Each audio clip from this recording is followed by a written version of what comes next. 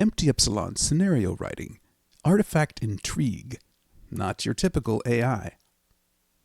In many science fiction stories, there's an alien artifact that interacts with the characters. Maybe it does something to the ship.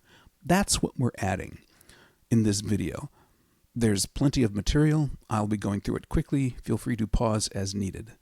The first thing I'm going to do is name the planet, the star, and the moon. There you have it. Gralmond is the planet, Twinkle is the star, the moon is named Betty. Now I'll need another function, one that selects an item at random from an array and removes it. So that's what tableRemoveRandom does.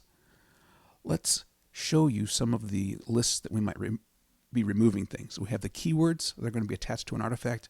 We have the changes that show the systems that could be changed by the artifact. This boundary array is based off the scenario setting of level, and it will help determine how difficult the artifact is to scan. Let us add a loop to create 5 artifacts. Spread at random across the playing area. We'll set the model. We're using not scanned instead of simple scanned because artifacts only have one level of scan. There's those keywords that we're going to pick at random. We have a 22% chance of it being a damaging type artifact, and so that information about the keyword is going to be placed in the second description. Notice allowPickup and onPickUp, the U is capitalized differently. Be sure to get that right whenever you're using that function. This is showing you how the parameters are used to set the scanning parameters, the values that we set based off of the scenario settings. Now let's create a function that does what we want it to do whenever the artifact is intersected and picked up. The first thing we really do is we do this if statement to see if it's a damage type, or if it's not scanned, or if it's not investigated, then it's going to be detrimental to the player. So that's what this big section is. There's different things that can be affected.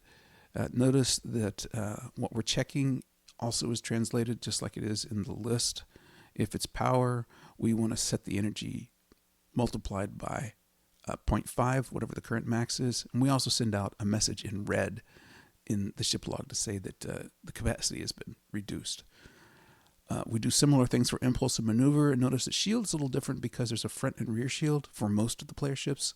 So we do something different depending on how many shields are out there.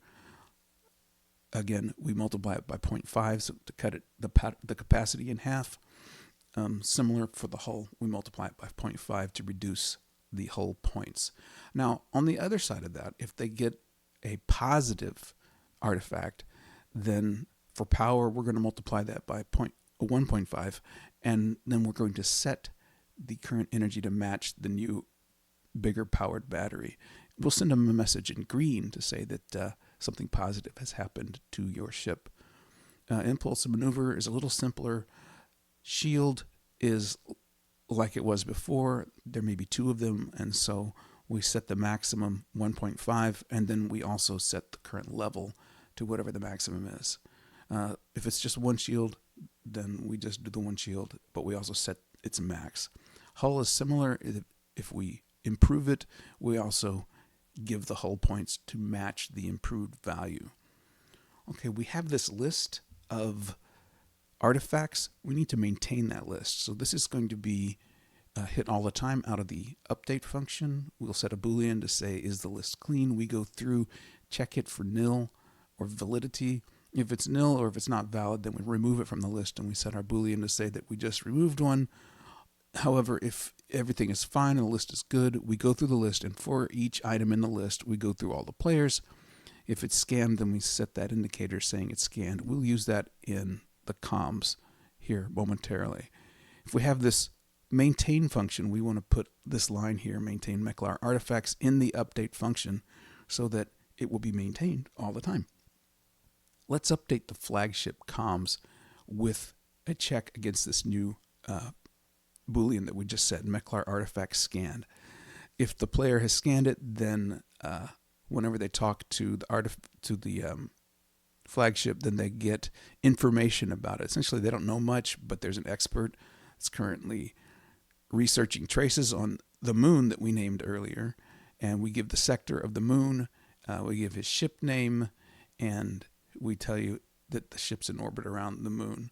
So this tells the player that if they need more information or want more information, they'll need to go talk to this guy. Now, this guy is independent, and so he won't show up unless they get close to them. So that's why they have to go find the moon to find the guy.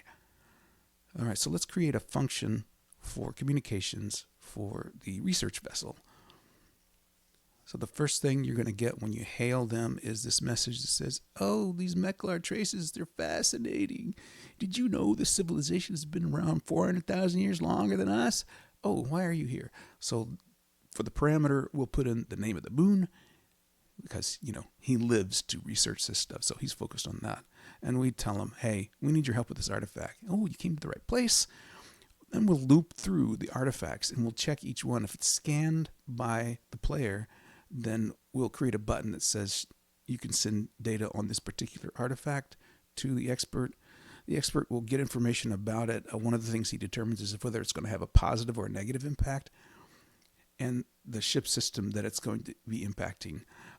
All that information comes out in this one line from the expert to the player. So this tells the player whether they can pick it up or not and be damaged or not. We'll also indicate that it has been investigated by the players using this expert. That way, that check that we made earlier will be accurate. Now that we've created this comms function, let's attach it to the research vessel using the setComms function. And in the parameter, of course, is the name of the function, comms research vessel. And we will test. So there's the player ship. Let's start the scenario, start the simulation, move the player ship a little closer to the artifact. And the first thing that I want to show you is what the comms routine looks like on the flagship when you have not scanned anything. Essentially, it looks like it did before. That new button is not there. Let's go scan the artifact. See, there's the unscanned description Meklar technical artifact, and then we will scan it. The comms routine should change for the flagship, and you should also get the keyword that was picked at random here in the description. The intent behind this is, to put some flavor in the scenario, something more than just going around and shooting things. So that's what this artifact is good for. So there it is. The keyword is going to be flap. Now let's go see what the comms routine on the flagship looks like. And there's the new one that we added, conditional to them scanning something.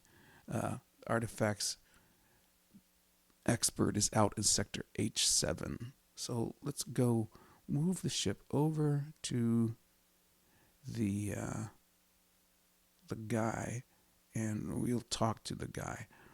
So let's scan him first. I liked scanning things. It looks better to talk to a thing that's been scanned instead of talking to the white triangle. Technically, it's unscanned and you don't know what it is. So we scan it, we discover it's independent. It's the research station. So now let's talk to him. When we open comms, you get here's what we set up earlier.